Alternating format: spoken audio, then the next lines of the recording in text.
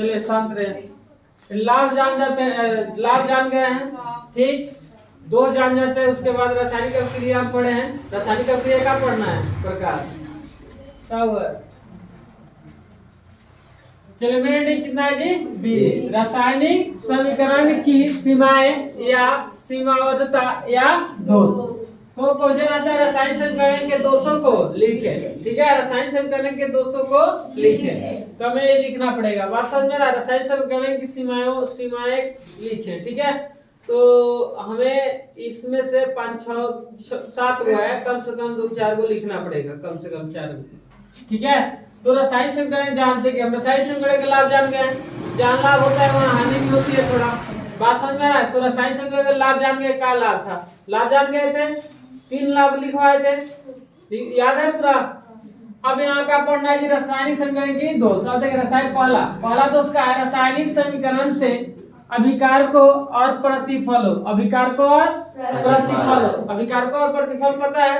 तीर चिन्ह क्या है, क्या होता है जी प्रतिफल, मतलब जिसको उत्पाद भी बोलते हैं। इधर का होता है जी अभिकारक, अभिकारक होता है। तो हमें ये पता है कि तीर चिन्ह के पीछे अभिकारक आगे होता है उत्पाद या प्रतिफल, ठीक है।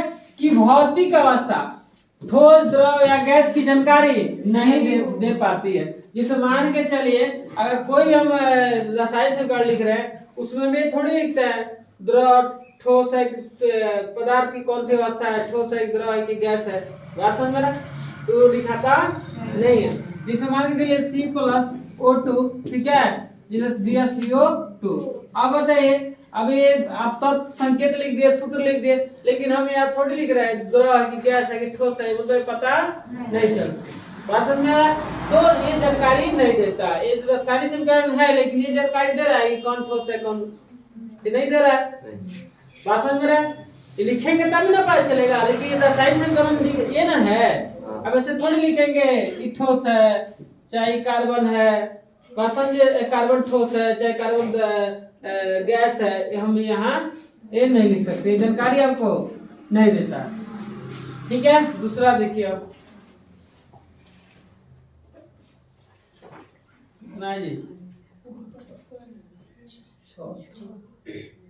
चलिए देखिए दूसरा दे रहा है अभिक्रिया के फलस्वरूप उत्सर्जित या अवशोषित ऊष्मा की जानकारी रासायनिक समीकरण से नहीं हो पाती है। अर्थात समीकरण यह जानकारी नहीं देता है कि अभिक्रिया ऊष्मा क्षेपी है या ऊष्मा शोषित। कोई भी अभिक्रिया होता है, ठीक है, तो मान लीजिए कोई भी अभिक्रिया होता है, तो हम ये जानकारी देता है कि अभिक्रिया जो रासायनिक समीकरण लिखे हैं वो अभिक्रिया ऊष्मा क्षेपी है या ऊष्मा शोषी है, ठीक है। ऊष्मा क्षेपी या ऊष्मा शोषी मतलब ये हुआ कि उसमें से ऊष्मा निकल रहा है कि ऊष्मा सोख रहा है। बात समझ में आ रहा है। ये जानकारी हमें नहीं देता है, कौन, रासायनिक समीकरण से ये जानकारी नहीं मिल पाती है कि उसमें से ऊष्मा निकल रहा है, ऊष्मा समझते हैं ना जी, उसमें से ऊष्मा निकल रहा है या ऊष्मा सोख रहा है, ये जानकारी हमें नहीं देती है, कौन, रासायनिक समीकरण। तीसरा है रासायनिक समीकरण से पता नहीं चलता है कि अभिक्रिया किन दिशाओं में, ठीक है, किन दशाओं में दाब, ताप, उत्प्रेरक की उपस्थिति आदि में संभव है। रासायनिक समीकरण से ये भी पता नहीं चलता है कि अभिक्रिया में मतलब ताप कितना है, दाब कितना है, ठीक है, उत्प्रेरक की उपस्थिति, मतलब ये सब जानकारी ये रासायनिक समीकरण नहीं देता है। अब मान के चलिए अगर कोई पूछे कि जैसे Na+Cl, ठीक है, दिया NaCl, ठीक है। अब बताइए रासायनिक समीकरण है कि नहीं है। अब बताइए इसमें ठोस द्रव की जानकारी दे रहा है, मिल रहा है, उसमें क्षेपी है या उसमें शोषी है पता चल रहा है, उसमें सोख रहा है, लिखेंगे तब पता चलेगा। ऐसे रासायनिक समीकरण तो है, लेकिन इससे पता नहीं चल रहा है। अब ये भी पता चल रहा है इसमें कितना प्रेशर है, कितना प्रेशर, दाब मतलब वही प्रेशर कितना है, इसमें पता नहीं चल रहा है। तो रासायनिक समीकरण का है ये भी का है दोष है। बात समझ में आ रहा है। 3 गो दोष हो गया। पहले का दोष कौन सा था, बोले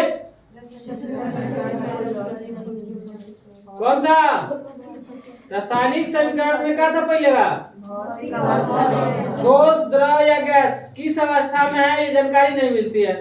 रासायनिक समीकरण के दोष में कहा था कि कौन सा अवस्था होगा, मतलब ठोस की अवस्था होगा, द्रव की अवस्था होगी या गैस, ये जानकारी नहीं मिल पाती है रासायनिक समीकरण से।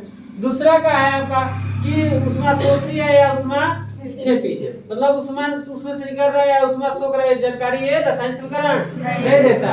और ये भी जानकारी नहीं देता है कि कितना दाब या कितना ताप, मतलब ये सब जानकारी नहीं देता है। कौन? रासायनिक समीकरण से पता नहीं चलता है कितना टेम्परेचर है, कितना प्रेशर, इस पर पता नहीं चलता।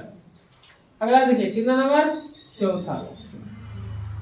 रासायनिक समीकरण से पता नहीं चलता है कि अभिक्रिया किन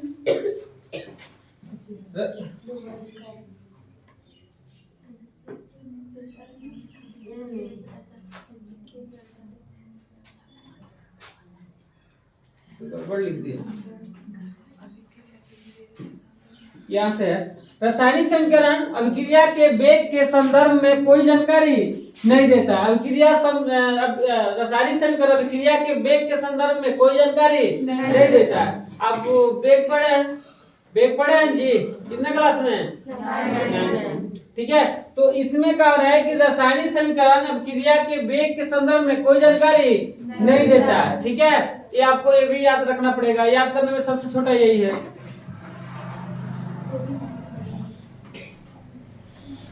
और देखिए अगला, कुछ रासायनिक अभिक्रिया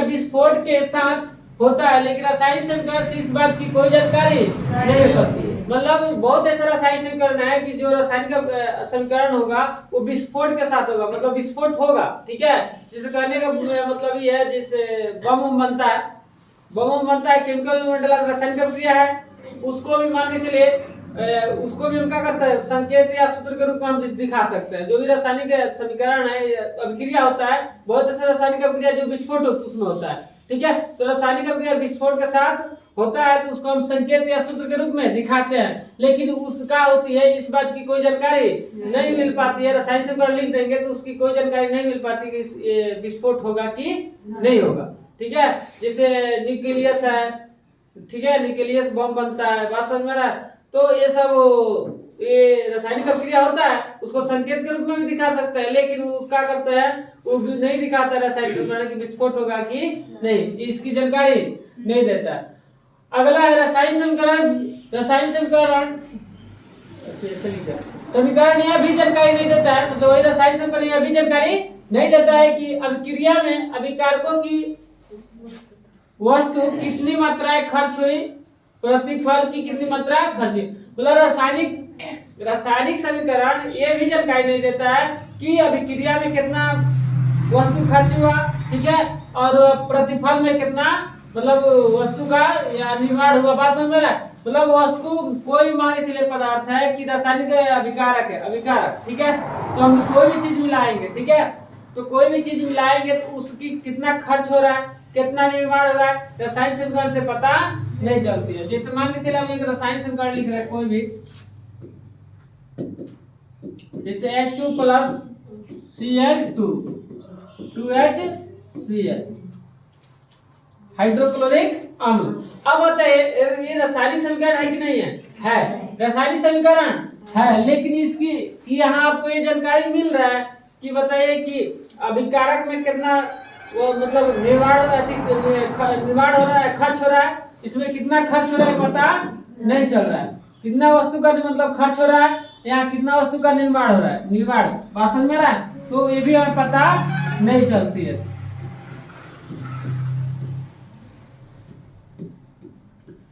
बात समझ में रहा है? तो इसमें कितना खर्च हो रहा है, वहाँ कितना निर्माण हो रहा है, ये भी जानकारी नहीं मिल पाती है। ये बताइए, ये सब अगर खाली लिख दिया, ऐसे सूत्र लिख दिए तो ये सब रासायनिक समीकरण हो गया, लेकिन ऐसे ही बता सकते हैं कितना निर्माण हो रहा है, कितना खर्च हो रहा है। बात समझे? परमाणुओं की संख्या बस बता सकते हैं और कुछ नहीं बता सकते हैं। बात समझ में आ रहा है?